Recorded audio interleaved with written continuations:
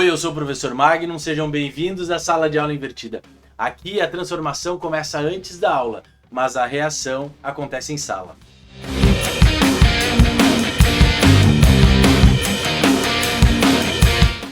A química não está apenas no laboratório. Muitas vezes as pessoas associam a química com agrotóxicos, substâncias perigosas, nocivas, ou com o laboratório onde tem os reagentes. Mas eu preciso dizer para vocês, se a química terminasse hoje, acabou, não existe mais química.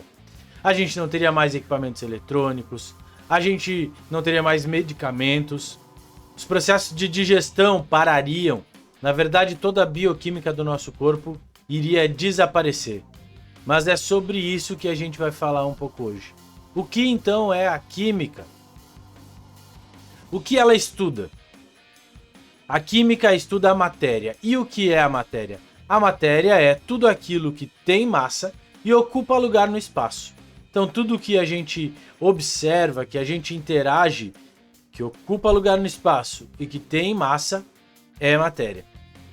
A química estuda também as relações de transformações entre essas matérias.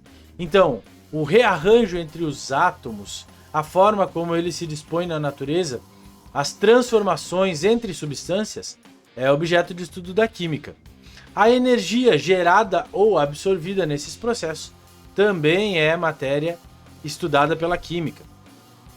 E tudo aquilo que nós vemos aqui aplicado ao nosso cotidiano também é química. Então a química está lá, como eu já dizia antes, nos remédios, nos cosméticos, na alimentação, basicamente em tudo que nos rodeia.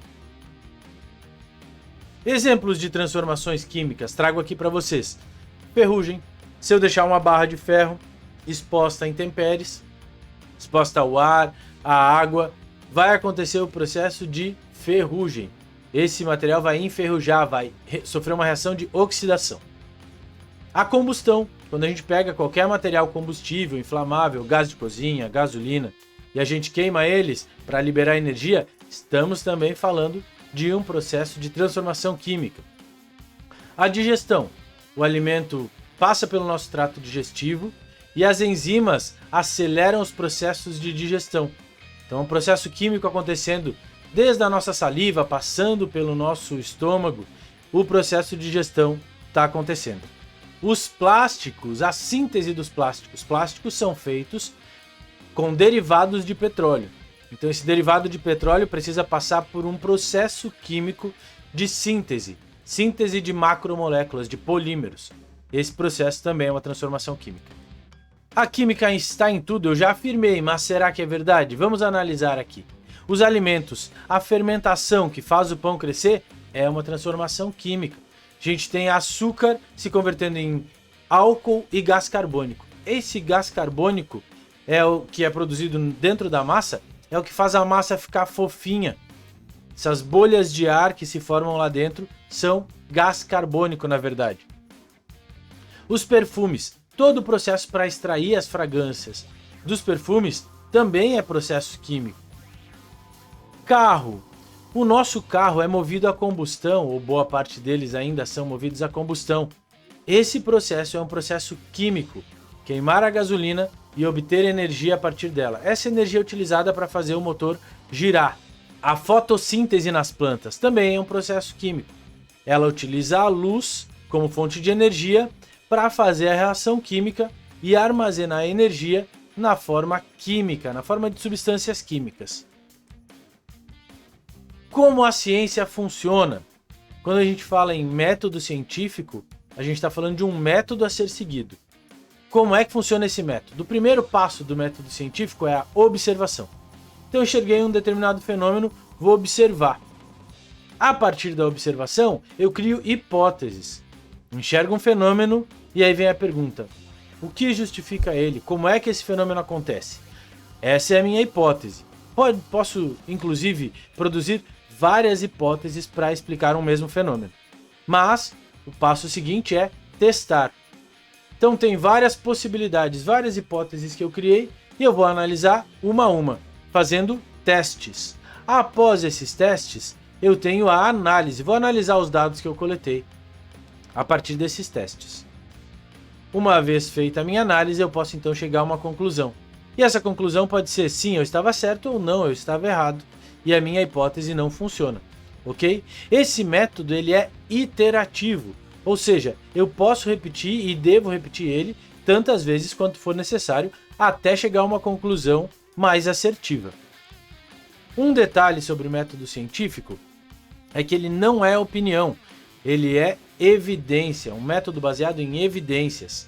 Então eu não estou dizendo o que eu acho, eu preciso fazer todo esse passo a passo para comprovar aquilo que eu acho, que é a minha hipótese.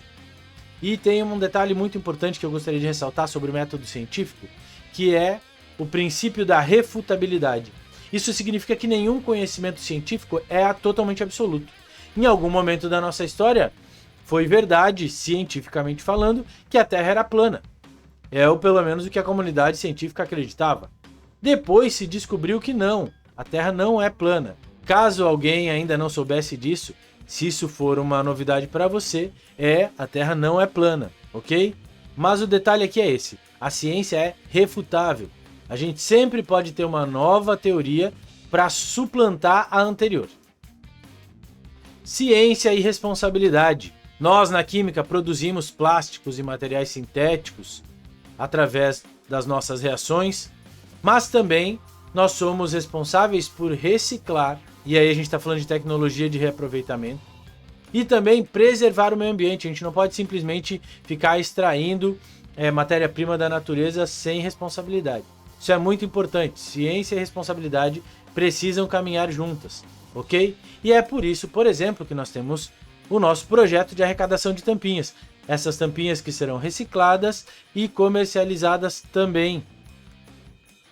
Laboratório. Vamos falar um pouquinho de laboratório. Não é um lugar para improvisar. Lá a gente precisa fazer tudo com a máxima segurança possível.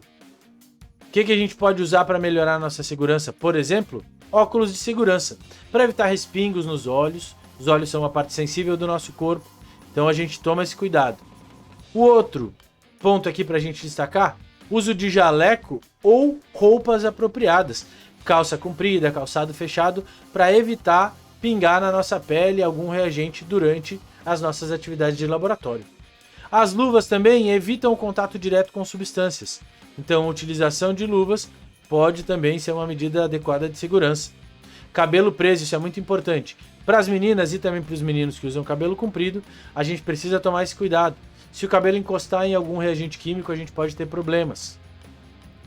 E, muito importante, não comer, zero tolerância a alimentos dentro do nosso laboratório, pelo alto risco de contaminação com qualquer produto que esteja ali, ok?